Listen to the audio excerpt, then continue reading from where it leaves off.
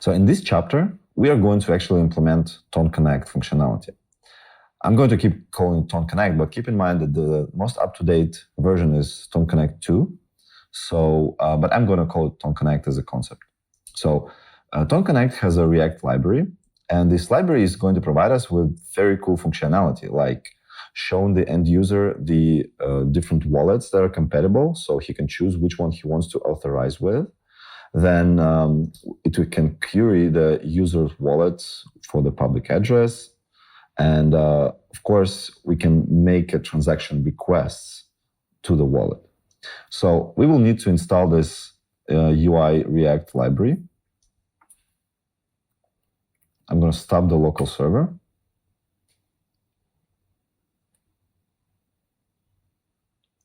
It will also install all the under the hood dependencies. And when our app connects to the user wallet, we got to provide user with some identity information, like who's asking for information. Like we will need to identify ourselves in the manifest file, because this is important for the end user to understand which application is asking for authorizing the transactions.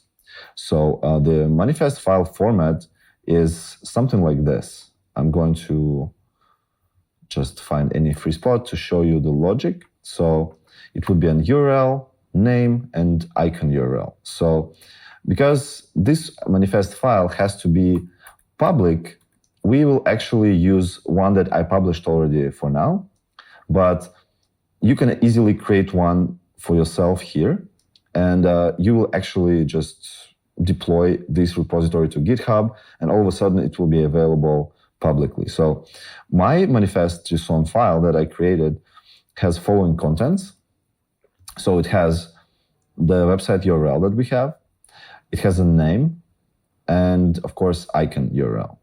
So once I created it and uploaded it before running this lesson, I can actually have a URL. So I'm going to provide this URL into the ToneConnect so it would work. So you would need to go to the main TSX file, and you would need to update some things and involve the ToneConnect provider. So this is just a default stuff. So we will import the ToneConnect provider. We will set the manifest here, like path to the manifest file. And here, of course, we're going to wrap our application into the ToneConnect UI provider that we just imported here, passing the manifest URL as a parameter. I'm going to save this one. Here we didn't do any changes that are meaningful. And we need now to add the ToneConnect button to our app. So it's also provided by the ToneConnect UI. And we can import it easily if we go, for example, let's just remove all this stuff that comes with application. We don't really need it with a template. So what can we do now is we can import the ToneConnect button from the ToneConnect UI React.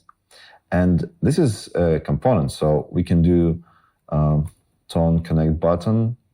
We can just place it here, and you can basically just run your yarn dev, run your local server, and let's get back to our browser to actually see what is the current state.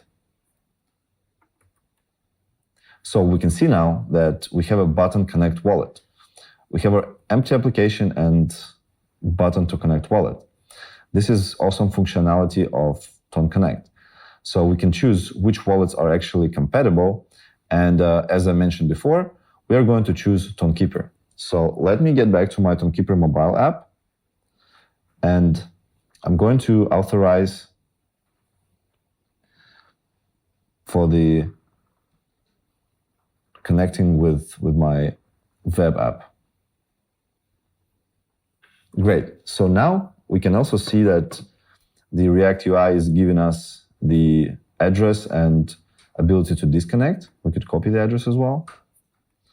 So if we go back, basically we are able to now proceed with the rest of the functionality. So as we have now Tone Connect configured, and in the next lesson, we are going to learn some even more things, like how to read the public information that is available on the blockchain.